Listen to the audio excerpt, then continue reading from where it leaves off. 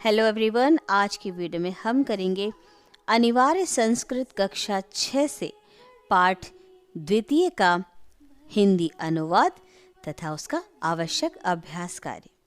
तो देर किस बात की है, शुरू करते हैं। लेकिन उससे पहले एक दृष्टि डाल लेते हैं कठिन शब्दार्थ पर।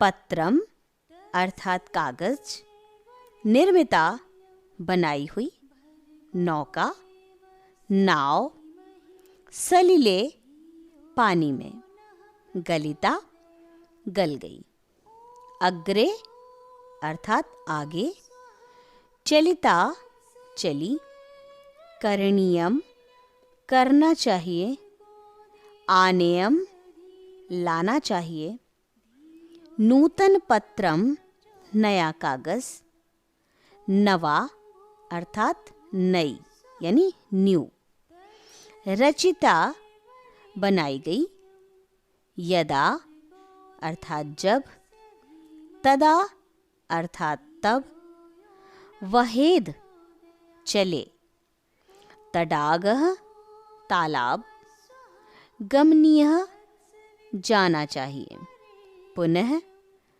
फिर, ते वे दोनों अर्थात स्त्रीलिंग के रूप में लिया गया है। चलिए हम शुरू करते हैं अपने पाठ का हिंदी अनुवाद।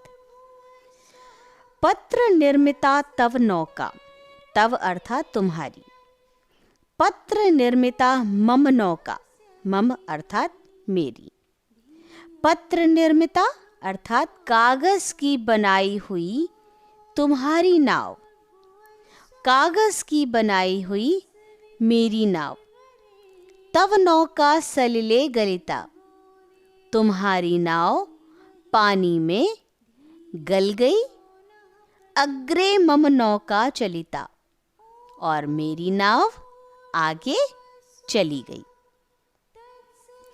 कागज से बनी तुम्हारी नाव, कागज से बनी मेरी नाव, तुम्हारी नाव पानी में गल गई, मेरी नाव आगे बढ़ गई। नहीं नहीं दुखम करणीयम, नहीं नहीं दुख नहीं करना चाहिए यानी दुखी मत हो। आनेयम नूतन पत्रम, नया कागज लाना चाहिए, तुम्हें नया कागज लाना चाहिए। सा गलिता यदि का गलिता, वह गली तो क्या गल गया भाई। नवा नवा नौका रचिता, हमें दूसरी नई नाव बनाना चाहिए। वायु यदा वहेद मंदम, जब हवा धीरे धीरे बहे, तदा तडाको गमनीयः, तब तालाब जाना चाहिए।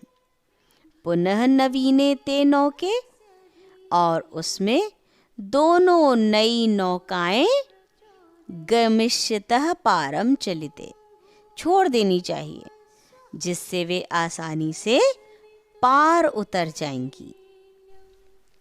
निष्कर्ष या शिक्षा अगर हम कहें तो इस कविता से हमें ये शिक्षा मिलती है कि किसी भी परिस्थिति में हमें उदास नहीं होना चाहिए, निराश नहीं होना चाहिए।